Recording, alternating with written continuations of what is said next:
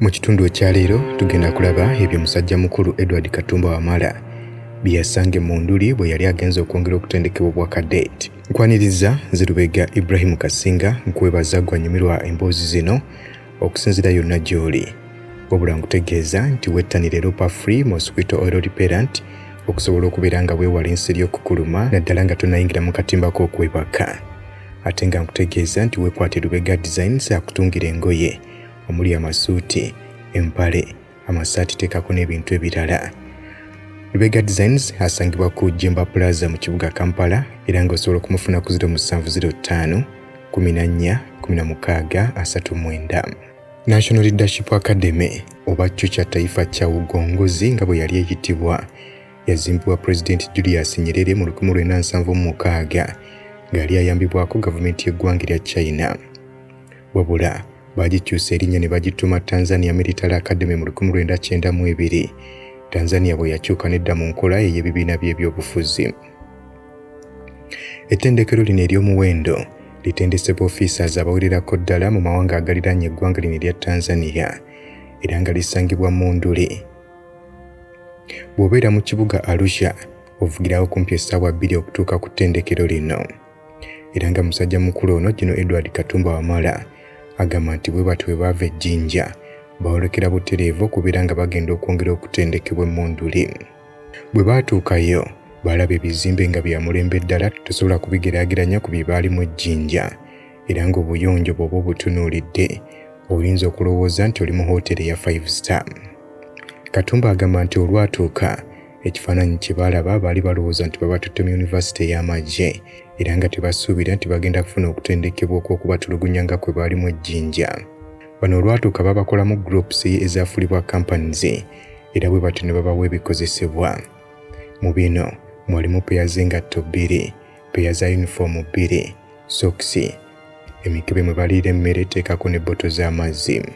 Bano babalaga gye bagenda okwebaka teekako ne gye banaaliira emmere. Kyokka olwabiraba Katumba yategeererawo lwaki Tanzania yawangula Uganda mu lutalo olw'okuggyako Idi Amin. Olunaku olwaddako bano baasimbula ne boolekera ku Lake Kyala ng'ekyabatwalira kumpi olunaku lulamba okutuuka mu nkambi yaayo. Bano olwatuuka mu nkambi y'omu kitundu ekyo baagolola ku mibiri gyabwe era bwe batyo ne batandika okwekenneenya ekitundu. Kyaddaaki bakkirira ku nnyanja okubeera nga bafuna amazzi nga baganolera mu mikebe gyabwe gye baliiramu teekako ne bboto z'amazzi. Amazzi gano ge baali balina okukozesa okubeera nga bateekateeka ebyokulya, okufumba caayi, okunaabako teekako n'okukola emirimu egyali gyetaagisa. Gino Katumba agamba nti kino baakibakozesa okusobola okubeera nga bamanya okukekkereza. Bano bwe baamala exercise yali ebatutte bwe batyo baddayo ku college. Weeks ezaasooka nga bano bali mu college baali balambula Moshi Town teekako n'ensiko ezaali ziriraanyeewo. Nti wabula bwe baamaliriza kakati kaali kaseera kakubeera nga badda ku mirimu egya ddala. Bano bwe batyo baatambula okutuuka ku nkambi eyitibwa Base Camp ng'eno eri wansi w'olusozi Kilimanjaro we lutandikira era nga wano baamalawo ennaku ezawulira ddala 5 oluvannyuma ne balyoka batandika okulinnya olusozi olusinga obuwanvu ku lukalu lwa Africa. Bano baabeeranga babiri ne babalaga engeri gye bayinza okubeera nga bazimbamu obuyumba mwe bagenda okubeera era nga abakulu bano babasomesa n'engeri y'okukozesaamu emikebe gyabwe okubeera nga bafumba emmere. Bano era babasomesa engeri gye bayinza okukuumamu obuyonjo nga bali mu field teekako okubeera nga babasomesa engeri gye balina okukozesaamu ebintu bitono bye babeera nabyo nga bali mu nsiko. Katumba agamba nti lyali ssanyu okuyita mu mbeera efaanana bw'eti weewaawo era okudduka kwabeerangawo buli ku makya n'olweggulo weewaawo okudduka kw'omulundi guno kwali tekubakamula nnyo nga kwe baali badduka e Jinja. Bano nga bamaliriza enteekateeka zaabwe wano baateekateeka okubeera nga balinnya olusozi okutuukira ddala waggulu era olusozi lwe baali bagenda okulinnya lubalirirwamu mita eziri mu 409. Bano babasibirira entanda y'ebyokulya omwali ebyekyemisana, ekyeggulo teekako n'ebirala.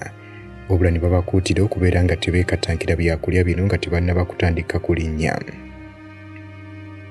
Nti kyokka abamu bo baali basazeewo dda okubeera nga ebyokulya bino babitereka mu lubuto waakiri mu kifo ky'okubiteeka mu nsawo. Bano mu kwambuka baali mu bibinja by'abantu 5 5 era mu kkubo nga bagenda waggulu basisinkana abalambuzi. Teekako n'abo abaali babalambuza olusozi luno.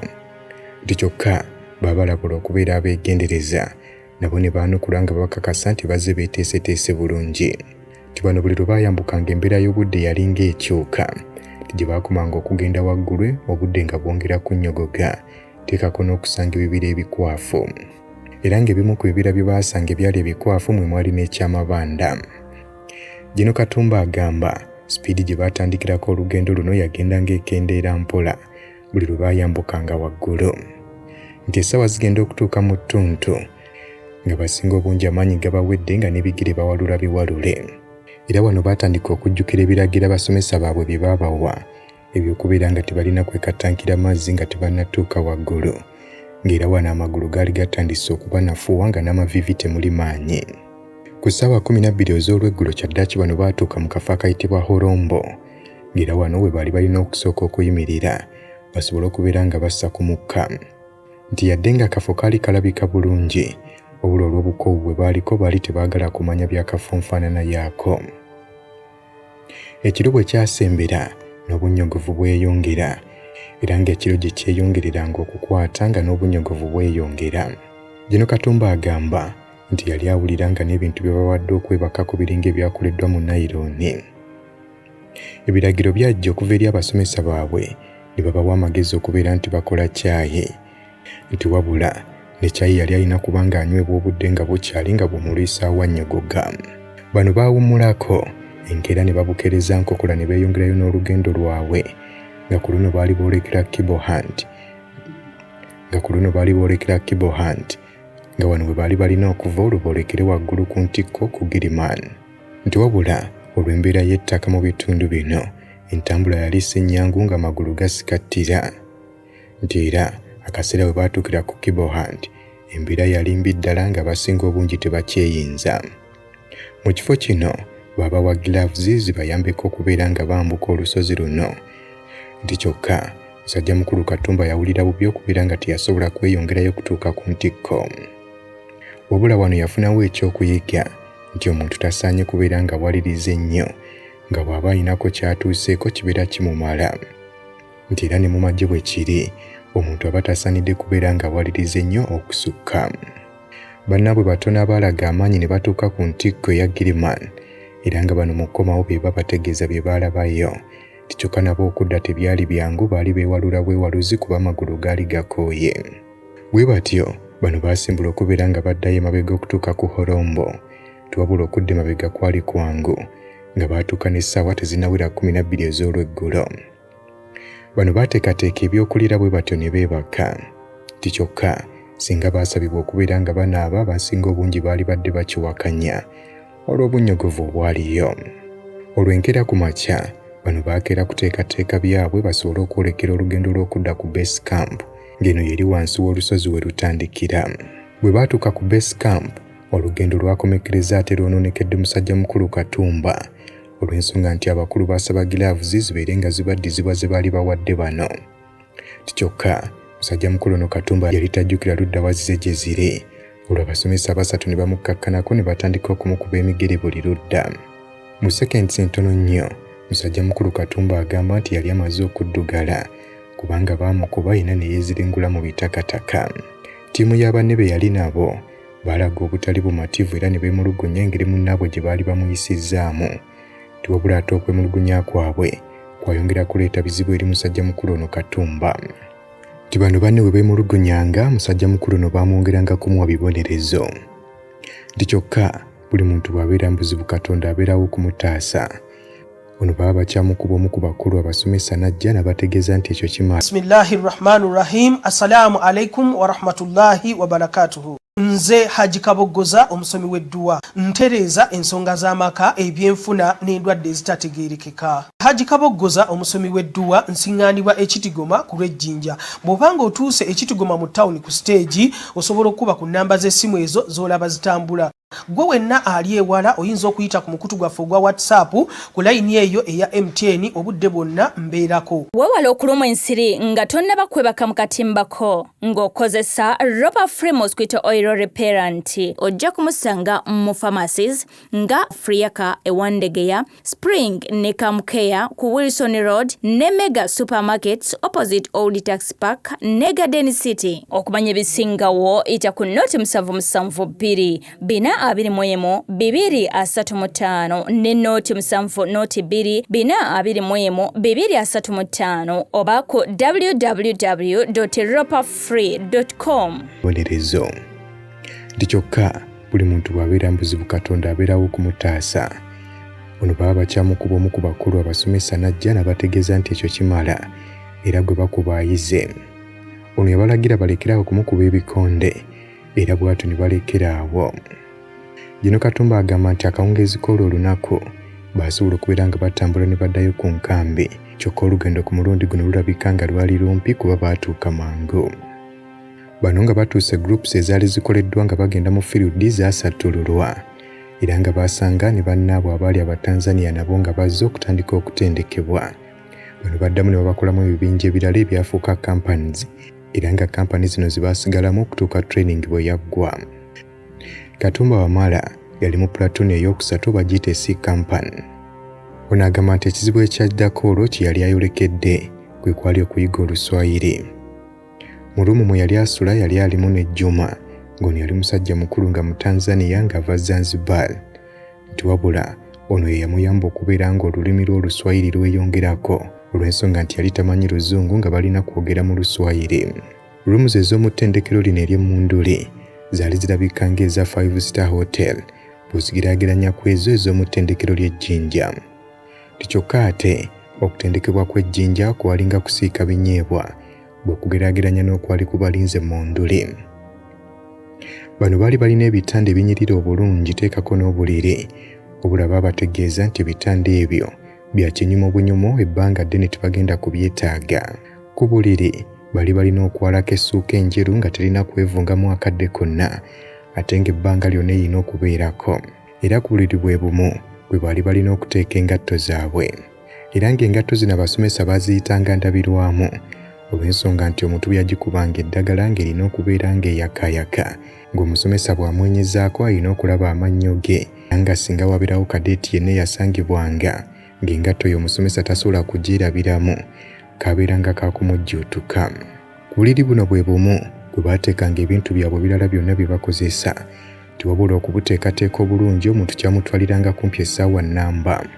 Wabula ate abasomesa baabeeranga balina okujja okulambula ebisenge bya bano okulaba obuliri bwe bufaanana ate ng'obudde obw'okulambulirangamu bwabeeranga bo bwe baagalidde misana oba kiro. Bano okwewala okubeera ng'obuliri bwabwe babukuuma nga buli mu mbeera nnungi, kye baasalawo okukola kwe kwebakanga wansi obuliri ne babwesonyiwa era ne bafaananako ng'abaali mu kitundu eky'Ejjinja. Era ne bakomekereza nga basuze nga bwe baali nga basula mu ttendekero ery'Ejjinja. Rumuzi zaabwe baali balina okuzikuuma nga nnyonjo era singa omusomesa yajjanga okuzirambula n'asangawo enfuufu yonna kaabeeranga kakujjutuka basula mu ruumu ezo. Emmunduli okufaananako era ng'Ejjinja bano baakeeranga ku makya ssaawa 11 okubeera nga badduka. Olwo ne bazzaako physical exercises nga tebanabagenda mu class work. Olunaku baalukomekerezanga mu ssaawa 8 ogw'ekiro, wabula ebiseera ebimu tebaakomekerezanga nga basomesa baagendanga mu maaso n'okubawa ebyokkola ebirala. Oluusi nga basomesa baasibulangako bamu be baabeeranga baagadde. Egimu ku mirimu egyabaweebwanga ng'okutendekebwa okwa bulijjo kuwedde mwabeerangamu okuyimba ennyimba ez'amagye, okuzina, okwogera emboozi ezitali zimu era nga kino baakiyitanga kipindi kya utamaduni. Ebirala mwabeerangamu exercises ezizimba omubiri, oluusi nga mubaamu n'ebibonerezo ebyalinga bibaweebwa. Musajja mukulu General Edward Katumba Wamala agamba nti mu ndaba ye ey'ebintu waabeerangawo ebibonerezo ebiwererako ddala ebyali nga si bya buntu. Ekyokulabirako, oluusi omusomesa yasalangawo okubonereza kadeeti nga bamusiba ebigere waggulu ku kisenge omutwe ne gubeera wansi ne bamulekawo okutuuka lwazirika. Nti ebiseera ebimu bano babategeezanga okubeera nga basiba obuliri bwabwe okufaananako abagenda mu lutalo, kyokka nga baakamala okubusiba ate ekiragiro kyajjanga nga babategeeza nga inspekita bwagenda okujja okwekenneenya lumu zaabwe mu ddakiika 10 eziddako. Nti ku lunaku lumu musajja mukulu ono omusomesa yamutegeeza ajjemu sitookisi z'amutwalire sitookisi ey'okugulu okwa kkono nti kyokka yali tamanyi njawulo eri wakati wa sitookisi zombiriri era nga sitookisi bwe yagitwaliranga omusomesa nga amutegeeza si yeeyo nga kino yakikola emirundi egiwerera ddala 5 nga buli lwatuuka yamugamba si yeeyo. Wabula Jino Katumba agamba nti ekitatta muntu ate kyongera kumufuula w'amaanyi nga baasobola okulemerako ne batuuka ku buwanguzi. Omukulu agamba nti abaateekateeka koosi eno bwe baba nga baagikola kufuna bakulembeze mu magye abatuukiridde ddala mu butuufu baali bakituukiriza olw'ensonga nti tewali kitundu ku mubiri gwa musajja mukulu ono Katumba Wamala kye yali asigazza kubanga yenna yali yeewaayo bamukozese kyonna kye baagala. Ono yali yeewaddeyo okulaba ng'ayita mu buli mbeera asobole okutuuka ku buwanguzi nga musajja w'amaanyi. Jino Katumba agamba yasalawo okubeera nga tatwanyisa musomesa yenna kebeera enkola ye gye yasalangawo okusomesaamu bantu bano. Jino Katumba agamba yasalawo okugoberera amagezi nga Pulezidenti Idi Amin ge yali yawa abakubi b'ebikonde abaali beemulugunya nti ensonga lwaki tebaleese midaali ewaka lwakuba nti omusazi w'empaka yali abasaliriza. Bano Idi Amin yabawa amagezi ti singa baddamu okusanga omusazi w'empaka yenna nga basaliriza ekyokola kibeera kimu kozesa nookawutu balabe engeri gy'anaabasaliriza. Katumba agamba nti enkola eno yagitambulirako era bw'atyo n'asobola okubeera ng'atuuka ku buwanguzi. Jino Katumba agamba kino kyamuyamba okubeera ng'ensonga ziraba bulala era n'atuuka ku buwanguzi n'okutuuka olunaku olwaleero.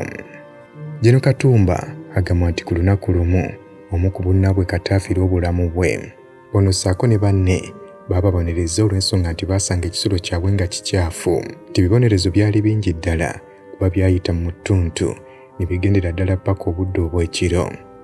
Baabakozesa ebintu byali bingi nnyo omwali okubasituza obuliri bwabwe okubagamba ne bapaakinga ebintu byabwe byonna ate ne babalagira okubeera nga babinnyika. Nti ono bwe yawulira ng'akooye Katemba ono obudde olwaziba n'asalawo okubeera ng'awummulamu. Ono yagenda mu muti ogwali mu kasikosiko n'alinnya waggulu n'afuna amatabi bwe yeeganzika. Tiwabula ebyembyotulo twamutwala n'awamatukayo n'agwa wansi nga kyokka mu ggwa wansi yagwa wakati bakadeeti banne bwe baali n'omusomesa ng'ali mu kubayimbisa. Nti ono olwagwa wansi banne bonna buli omu yakwata lirye olw'ensonga nti ettendekero lino lyali mu kkuumiro ly'ebisolo. Omusomesa eyaliwo yali alowooza nti empologoma yeebuuse mu muti ng'ezze kubalya n'adduka mu tterekero ly'emmundu okubeera ng'aggyayo emmundu ajja agikube. Nti wabula agenda okudda ng'abayizi basobodde okutegeera nti ono yali munnaabwe nga bamukutte bamusibye bali mu kumukolako effujjo. Nti ekyokukola ku kadeeti munnaabwe effujjo ate kyabataasa kuba baali balina okubeera nga bonna babonerezebwa olw'ekikolwa kye yali akoze. Tiwabula omusomesa olwajja nga bali mukolako effujjo n'abaleka nga kino kyataasa n'abalala be yali nabo ng'ali mu kubayimbisa okubeera ng'okuyimba kwakomaawo. Jino Katumba agamba nti waliwo stories eziwerako ze baali bababuulidde zikwatagana ku mpologoma nga ziri abantu. Tiwabula story yali esinga okumanyikwa ennyo yenyumizibwanga buli mwaka y'ekifo ekiyitibwa Muguwa Zuberi. Nti mu kifo kino baayitangawo nga bakola exercise ezi. Tiwabula omulundi gumu bakadeeti baali bali mu kudduka nga kuliko munnabwe ayitibwa Zuberi. Wabula ye yali akooye n'asalawo okuva mu banne n'agenda ku mabbali n'atuula wansi w'omuti ne yeebaka. Nti ono empologoma yajja n'emukwata n'emulya era akawungeezi bano baba bazzeeyo okubabala ne bakizuula nti omu ku bakadeeti taliiwo. Nti omuyiggo gwatandika kyokka kye baasanga kwali kugulu nga kwe kusigaddewo ng'ebitundu ebirala tebiriiwo. Era okuva olwo ekifo kino ne kiyitibwa Muguwa Zuberi.